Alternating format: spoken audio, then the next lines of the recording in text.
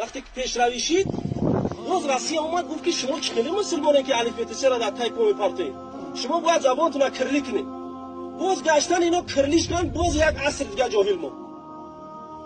امروز ما یکون گپ میگیم، مردم معلمای دانشگاه ها میگن که چی با شما چیزایی میگن که ملای پیش نگفتن. یک چند گفتم که چی با شما زولوگیا را گرفتین، آدم ای میمون شید، معلم درس داد، زن و گلکش نون داد. گفت که خیلی ما فهمیدیم ای میمون هستیم، ما را گرفتیم. گفتم دیدی که فرهنگ تاجیک دنیویش هم عقیبت، دینیش هم عقیبت. وقتی دینیش عقیبت، مردم شیعه در درون مردم حنفی مذهبی تاجیکستان کار کردن، اومدن گفتن برادر اصول دین برادر 8 قسم است، نمیدونم ندانی خر در گل بیمانی، این اصول مذهب امام اعظم نیست، این اصول شیعه است که سوم امامت و چهارم نبوت. 12 امام داره، اول اولا باید امام بیاری بعد پیغمبران. 12 امام داره، میگه اینا از پیغمبران در بزرگن.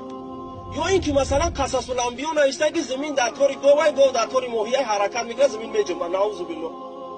وقتی که دیدن فرهنگ دنیوی و دینی مردم ما به نهایت پست است، هر یک انسان اومد کسی را بگو مادر پدر تا دامته میگه یا ذوالفقار یا خوجای خضریان میگی، در دعاش نام خدا نیست.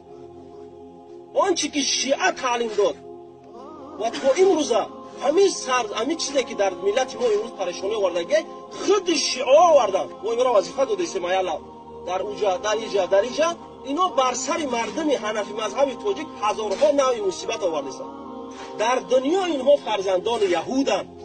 عبدالله ابن سبا یهودی گفت که اسلام با دو طریقه میزنی، یا تقواش هم میگیری الله تعالی از اینا ناراض میشه، اینا هلاک میشن، یا اینکه خود چقدر خودش جنگ میدازی. عبدالله ابن سبا یهودی اولین خشت شیعه را باند.